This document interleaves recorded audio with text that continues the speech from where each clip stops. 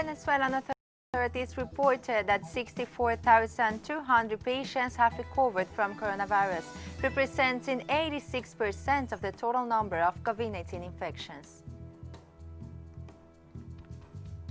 The first of 3 live presidential debates took place Tuesday night at Case Western Reserve University in Cleveland, Ohio, a major battleground state.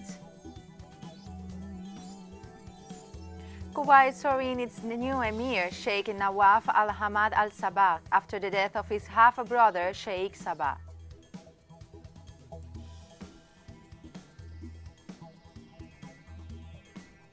From the headquarters of TeleSUR English in Havana, Cuba, this is From the South. I'm Laura Palmeiro.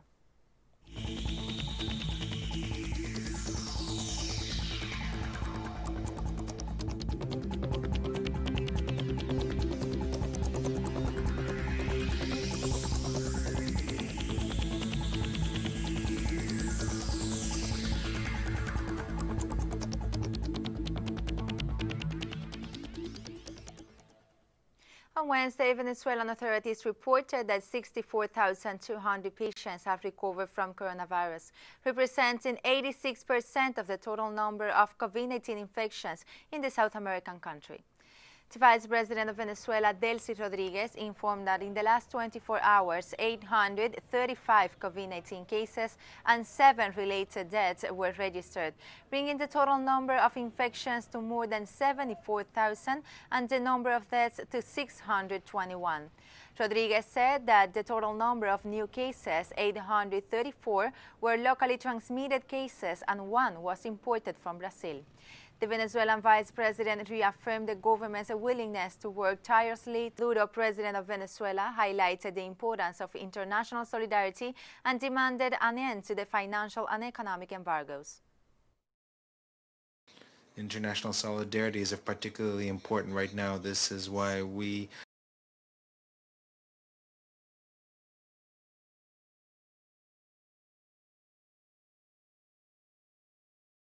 urge you to put the human life at the center of everything, above any other interest. We advocate that amongst other actions, we should focus on the vulnerabilities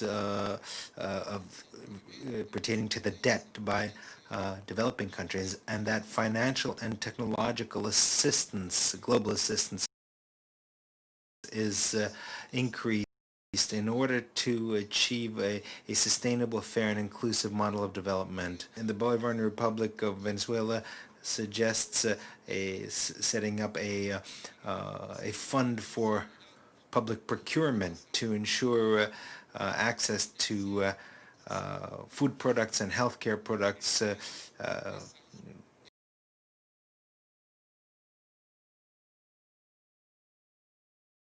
that is fueled by public funding.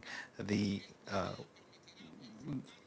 current situation requires it. It will make it possible to deal with the current inequalities and unequal access. We also demand an end to the financial, economic, and other embargo and blockade against countries that only worsens the situation and further undermines the right to development. We urgently need to discuss the possibility of a forum for development financing for countries that are affected by unilateral coercive measures. This should be much more than simply a slogan of 2030 development agenda.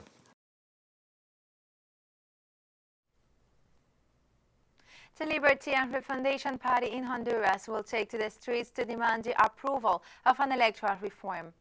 The government of President Juan Orlando Hernandez leaves no other option but popular pressure.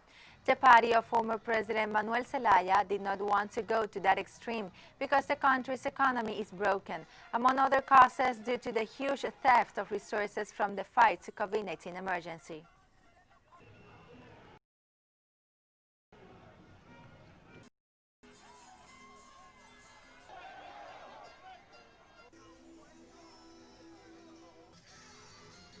Latin America's largest solar park officially started its operations over the weekend as the Chinese-built complex provided energy to Argentina's power grid. Tekaushari Solar Park will provide a total of 300 megawatts of electricity for over 20 years. The stations built by China Power Construction and the Shanghai Electric Power Construction Company is located in Caushari town in the Jujuy province. The governor of Jujuy, Gerardo Morales, said via Twitter that by opening the park, the province becomes a generator of clean energy for the whole Argentinian people.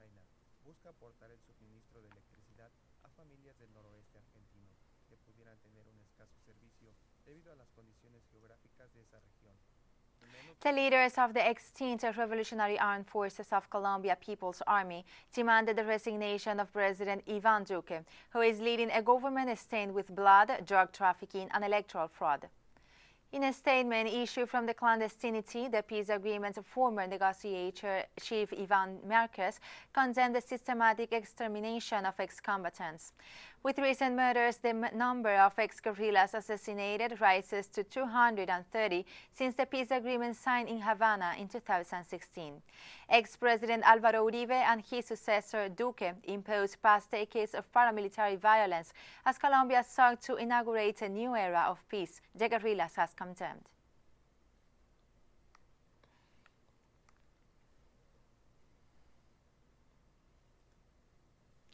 The Sao Paulo civilian police are executing on Tuesday search warrants at the Sao Paulo State Health Secretariat and Sao Paulo City Council as part of an operation investigating the variegated jet.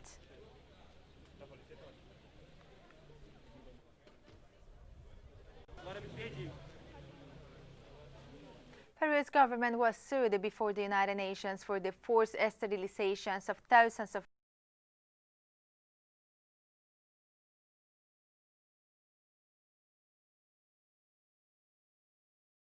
women under the government of Alberto Fujimori from 1996 to 2001.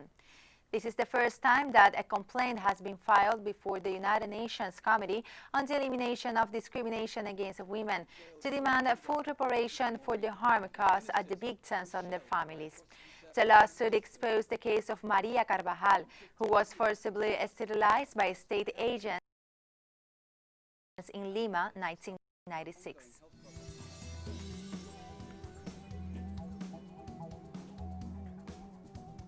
And we'll be right back after this very short break, so don't go away.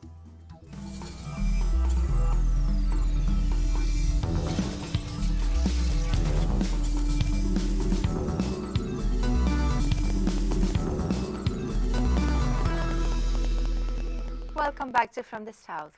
President Donald Trump and his challenger Joe Biden did not have a debate, but a shouting match filled with personal attacks, interruption, hateful hoaxes asserted on facts, and emotional manipulation. The 90 or so minutes on Tuesday evening in Cleveland, Ohio, just cannot be described as civilized. There was Biden, who addressed Trump only when he wanted to insult him, but otherwise reciting prepared talking points or turning to the camera to talk to the audience directly.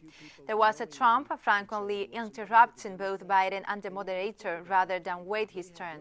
Trump repeatedly brought up the Senate report accusing Biden's son Hunter of receiving multi-million-dollar payments from Ukraine, China, and Russia. Biden kept repeating that's not true.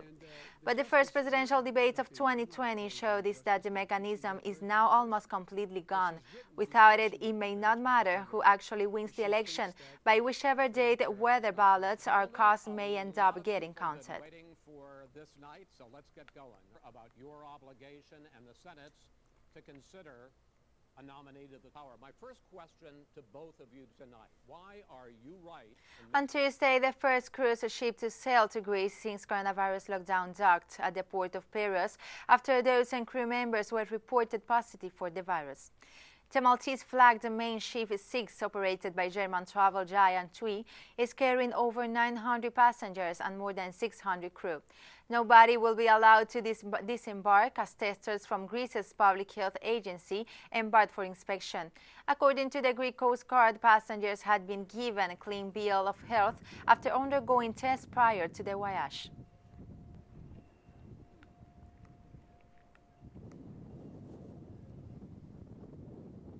Russia's President Vladimir Putin urged not to lower guard in the fight against the COVID-19 pandemic during a meeting after the constitutional reform.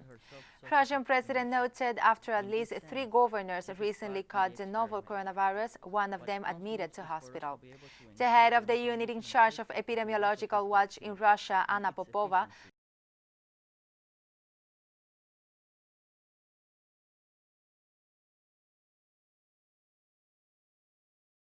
noted that the peak of COVID-19 cases lately registered was expected when the figure went from just over 6,000 to over 8,000 daily cases in less than 15 days.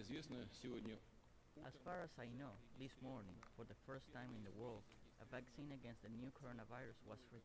The loss of revenue linked to the economic situation and expenditure linked to the protection of the French people during the crisis have led to a deficit of more than 40 billion euros for the year 2020. French Health Minister Olivier Véran told the press during the presentation of the draft law on the financing of Social Security for 2021. From the beginning of the epidemic until today, because I remind you, we are not out of the woods.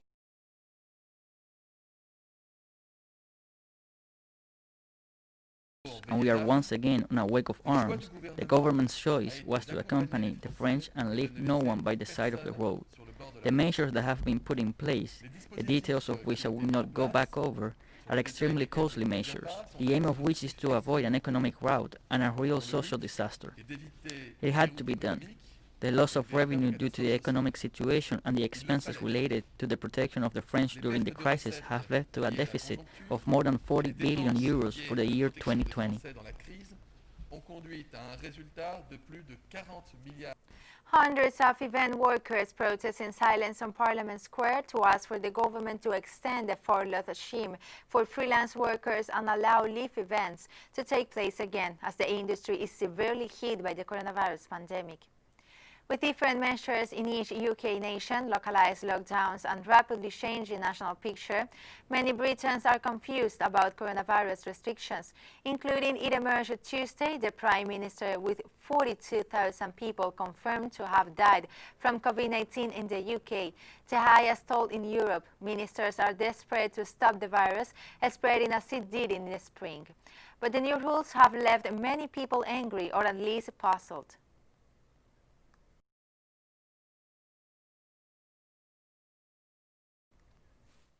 Everyone is in the same situation, that we are not allowed to work, and while we're not allowed to work, all of the freelancers are in a really bad situation. And the frustration is that we are an industry that is often doing events for other people, doing events for charity, and now we are here asking for support and investment.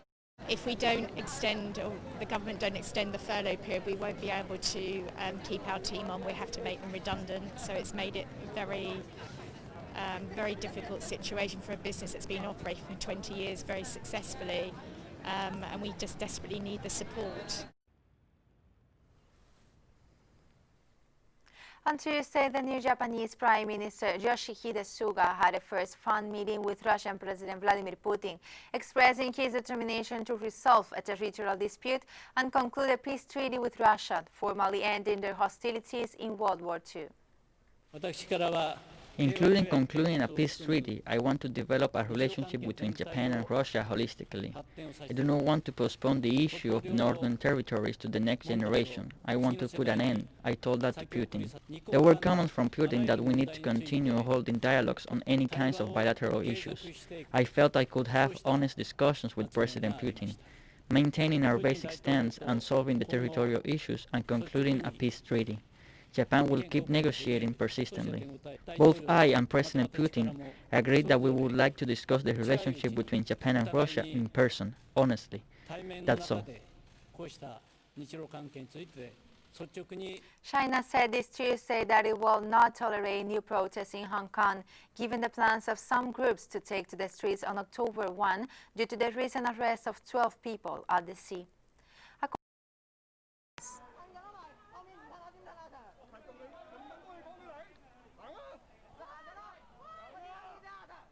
And we have more stories coming up after this final short break, so stay with us.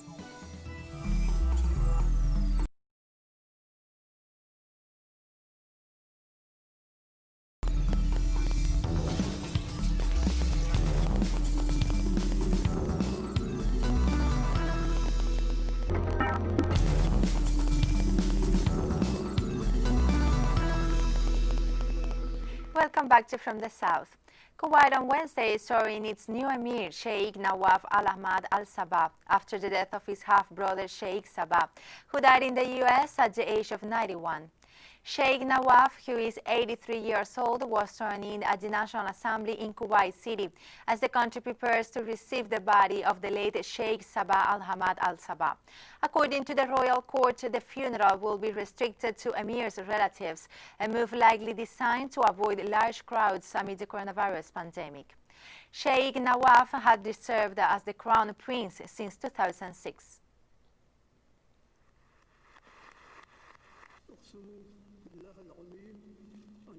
This Tuesday, U.S. military forces illegally entered new weapon equipment and logistical resources to one of their irregular bases in the Syrian territory. According to local sources, a military convoy of 20 vehicles entered the Syrian province of Ahasakeh through the illegal Walid border crossing from Iraq. The convoy was consisted of trailers and container trucks and refrigerators escorted by armored vehicles. During the last month, Washington shipped thousands of trucks loaded with armament and military equipment to Hasakeh to reinforce its illegal presence in the Syria Al Jazeera region and continue to peel the country's oil and resources.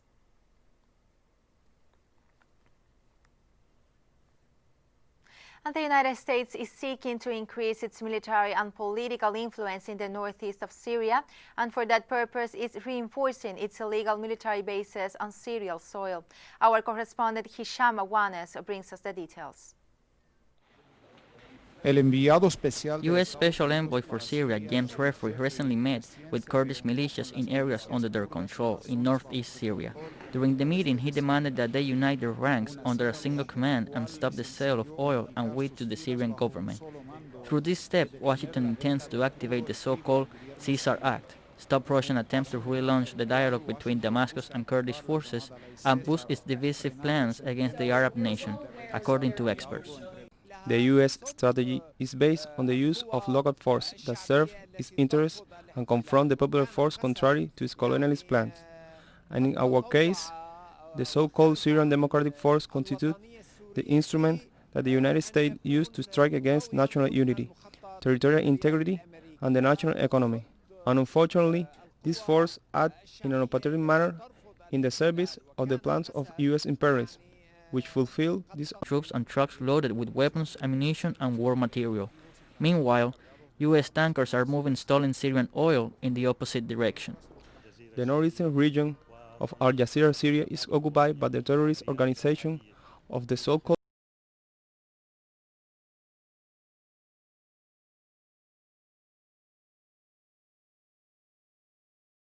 Democratic Syrian Force that commit terrorist acts against the civilian population and load Syrian oil, and they do it with the support of invading troops of the United States, which are currently reinforcing their illegal military bases at the service of their interests, and in a way that evidences the falseness of President Trump's declaration last year about his intention to withdraw his troops from our country.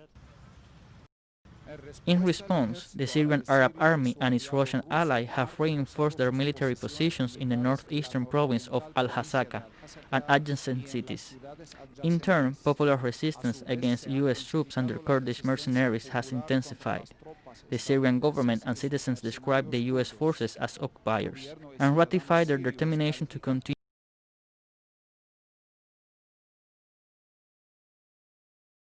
the struggle until they are expelled from Syrian soil.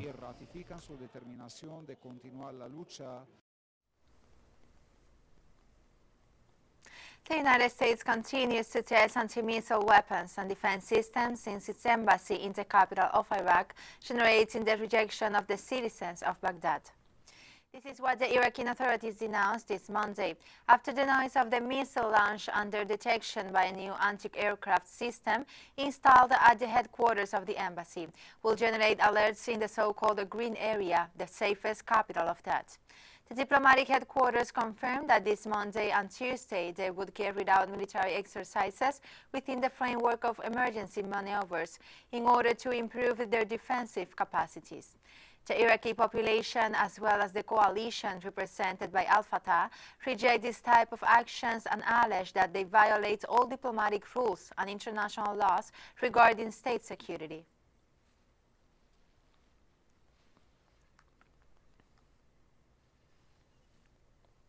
On Tuesday, Azerbaijani and Armenian forces claimed to have inflicted heavy losses as fighting raged for a third day over the Nagorno-Karabakh region. Urgent calls from world leaders for a halt to the fierce clashes to erupted on Sunday have gone unheeded by both sides, who have been locked for decades in a territorial dispute over Karabakh. Fierce fighting had persisted in the early hours of Tuesday and that their military had repelled an Armenian counterattack, destroying an Armenian motorized column and an artillery unit, as well as an entire motorized infantry regiment.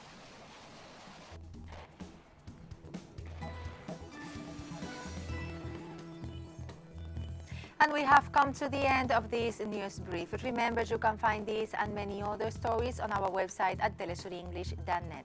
You can also join us on social media, Facebook, Twitter, and Instagram. For TeleSUR English, I'm Laura Palmeiro. Thank you for watching.